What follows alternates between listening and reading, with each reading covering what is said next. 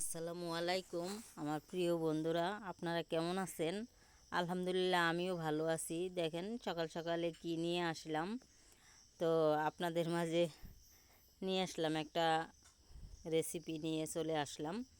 দেখেন আজকে পটল আর চিংড়ি মাছ দিয়ে দুর্দান্ত এক রেসিপি করতেছি, আপনারা দেখতে থাকেন। আর এই দেখেন আমি চিংড়ি মাছগুলা কেটে ধুয়ে পরিষ্কার করে নিয়ে ভাজি বসিয়ে দিয়েছি। আর চিংড়ি মাছ ভাজি হলে আমি পটলটাও একইভাবে ভেজে নিব, কারণ পটল না ভাজলে পটলের একটা মানে গন্ধ থেকে যায়, সেই গন্ধটা ভালো লাগে না খেতে। আর হালকা ভেজে নিলে তরকারিটা খুব সেই স্বাদ হয়, খুব মজার হয়। আর দেখেন আমার চিংড়ি মাছ ভাজি করা হয়ে গেছে, আর এখন আমি পটল ভেজে নিব।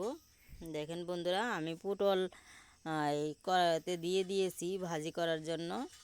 দেখেন, আর এর মধ্যে সামান্য পরিমাণ লবণ আর একটু হলুদ অ্যাড করে দিব আমি। এই দেখেন আমি পটল ভাজি করতেছি। পটল ভাজিটা প্রায় হয়ে গেছে আমার, এখন আমি নামিয়ে নিব। নামিয়ে নিয়ে তরকারির জন্য আমি চুলায় প্যান বসিয়ে দিয়েছি, পেঁয়াজ তেল দিয়ে দিয়েছি সরিষার, তারপরে পেঁয়াজ কুচি দিয়ে দিলাম। এখন হালকা একটু নেড়ে নিচ্ছি বন্ধুরা। দেখেন এখন দিয়ে দিব আমি পেঁয়াজ বাটা।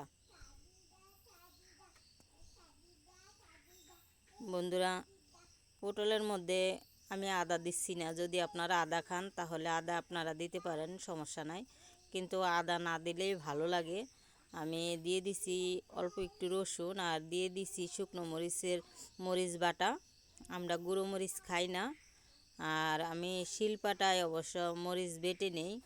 আর দিয়ে দিলাম ওই টমেটো পেস্টও না, মানে আমি এটা টমেটো আর কি সিদ্ধ করে পেস্ট বানিয়ে আমি ফ্রিজে রেখে দিয়েছিলাম, তাই আর কি এটা তরকারিতে আমি ফ্রিজ থেকে নর্মালে রাখছিলাম, ওখান থেকে রাখে আমি তরকারিতে দিয়ে দিলাম। আর দিয়ে দিলাম পরিমাণ মতন হলুদ। এখন দিয়ে দিব পরিমাণ মতন লবণ। যে যতটুকু খান আপনারা স্বাদ মতন দিয়ে দিবেন। তো আমি আমাদের যতটুকু লাগে সেই পরিমাণের লবণ অ্যাড করে দিয়েছি। আর দিয়ে দিলাম জিরা আর ধনিয়ার গুঁড়ি, এই হালকা পরিমাণের, বেশি না বন্ধুরা, বেশি দিলে ভালো লাগবে না, গন্ধ আসবে। আর আমার মশলাটা প্রায় কষানো হয়ে গেছে, তেলটা উপরে উঠে গেলেই মনে করবেন যে আমার মশলা কষানো হয়ে গেছে। আমি এখন চিংড়ি মাছগুলো অ্যাড করে দিচ্ছি আর ভিতরে। আর যতক্ষণ তেল উপরে না ভাসে ততক্ষণ মশলাটা কাঁচা একটা গন্ধ থেকে যায়, তার জন্য তেলটা উপরে ভেসে উঠলে এই কাঁচা গন্ধটা থাকে না। দেখেন বন্ধুরা, আমি পটল ভাজি করে রেখেছিলাম, সেগুলোও কষানোর মধ্যে দিয়ে হালকা আর একটু কষিয়ে নিব, কারণ তাহলে মশলাটা এর ভিতরে ঢুকবে। আর নয়তো বা মশলা না ঢুকলে ভালো লাগে না বন্ধুরা খেতে। যত তরকারিটা কষানো যায় ততই তো তরকারি মজা হয় বন্ধুরা। দেখেন আমি তরকারিটা কষিয়ে নিচ্ছি, কষানো হয়ে গেলে আমি পরিমাণ মতন এখানে পানি অ্যাড করে দিব। যতটুকু পরিমাণে ঝোল খায় সেই হিসেবে আর কি আপনারা দিবেন। আমি আমাদের যতটুকু লাগে সেই পরিমাণের পানি অ্যাড করে দিব এখন। তো দেখেন আমার কষানো হয়ে গেছে, আমি এখনই পানি দিয়ে দিচ্ছি। পানি দিয়ে দিলাম বন্ধুরা। এভাবে পটল রান্না করলে চিংড়ি মাছ দিয়ে খুব ভালো লাগে, খেতে খুব স্বাদ হয়। আর বন্ধুরা দেখেন আমার তরকারি এই আমি ঝোল দিয়ে দিয়েছি, আর আমার এই দেখেন তরকারি এখন হয়ে গেছে। দেখেন বন্ধুরা আমার তরকারি এখন হয়ে গেছে। আমি এখন এই তরকারি চুলা থেকে নামিয়ে মোচা ভাজি করব, বাঙালির প্রিয় খাবার মোচা, সেই মোচা আমি এখন ভাজি করব। দেখেন বন্ধুরা আমি তরকারি নামিয়ে নিব এখন। এতটুকু ঝোল রাখলাম, অল্প একটু হালকা গায়ে মাখা মাখা, এইটুকু রাখলে বন্ধুরা ভালো লাগে খেতে, একবারে শুকনো ভালো লাগে না, কারণ মোচাও ভাজি, আর এটা একটু ভিজা না থাকলে ভাত খেতে ভালো লাগে না, তার জন্য আর কি এই একটু ঝোল সামান্য পরিমাণে রাখলাম, একটু গায়ে মাখা মাখা। দেখেন বন্ধুরা, আমি মোচা ভাজি করার জন্য কড়াই বসিয়ে দিয়েছি, তেলও পরিমাণ মতন দিয়ে দিয়েছি, পেঁয়াজ রসুন আর কাঁচামরিচ এখানে দিয়ে হালকা পরিমাণের ভেজে নিয়েছি। বেশি ভাজলে আবার ভালো লাগে না ভাজি মোচা। তো দেখেন আমি এখন এখানে মোচা অ্যাড করে দিলাম।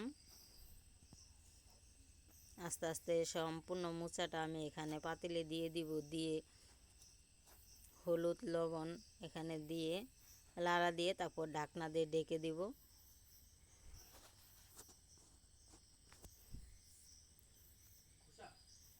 বাংলাদেশের প্রিয় খাবার এটা, বাংলাদেশের কেন সব মানুষের জন্যই প্রিয় খাবার। এটা খাইলে গায়ে মানে রক্ত হয়, রক্ত শূন্যতা যাদের, তারা মোচা খেলে খুবই উপকারে আসে।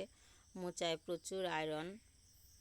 আমি পরিমাণ মতন হলুদ দিয়ে দিলাম, আর পরিমাণ মতন লবণও আমি অ্যাড করে দেব। হালকা একটু লাড়া দিয়ে নিই। তারপরে দেখেন বন্ধুরা, এখন অনেকগুলা মোচা দেখা যাচ্ছে, কিন্তু ভাজি করলে এতগুলা থাকবে না, কারণ ভাজি করলে তো কমে যায়। আমি পরিমাণ মতন স্বাদ মতন লবণ অ্যাড করে দিয়েছি। দেখেন আমি এখন ঢাকনা দিয়ে এটাকে ঢেকে দিব।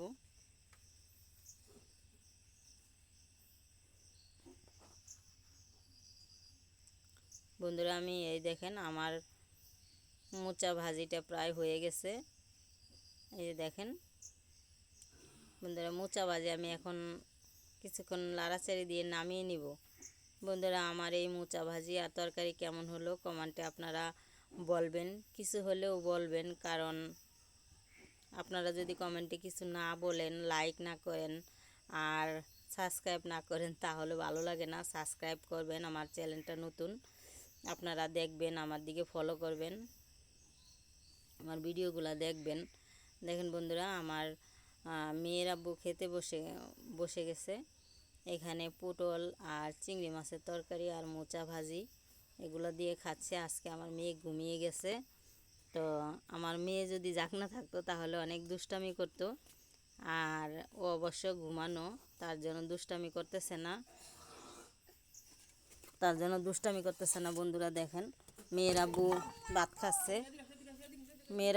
খাচ্ছে, দেখেন এই দেখেন ভাত খাচ্ছে। আপনারা আমার ভিডিওটা অবশ্যই দেখবেন, লাইক করবেন আর বেশি বেশি শেয়ার করবেন বন্ধুবান্ধব ওদের সাথে, কারণ বন্ধুরা দেখেন আপনাদের একটা শেয়ারে অনেক কিছু, একটা লাইকে, একটা সাবস্ক্রাইবে অনেক, আমার জন্য অনেক কিছু।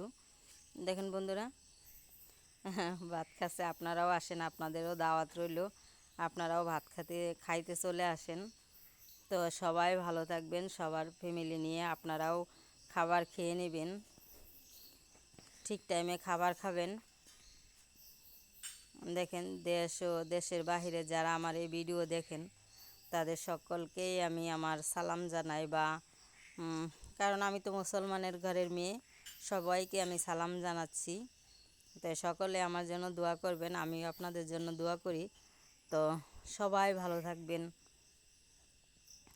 আমার মেয়ে থাকলে অনেক দুষ্টামি করতো, আমার মেয়েটা ঘুমিয়ে গেছে, তাই আজকে একা একাই মেয়েরা ভাত খাচ্ছে আর দুষ্টামিও করতে পারতেছে না, আমার মেয়ে ঘুম। তাই যাক, সবাই ভালো থাকবেন। আসসালামু আলাইকুম।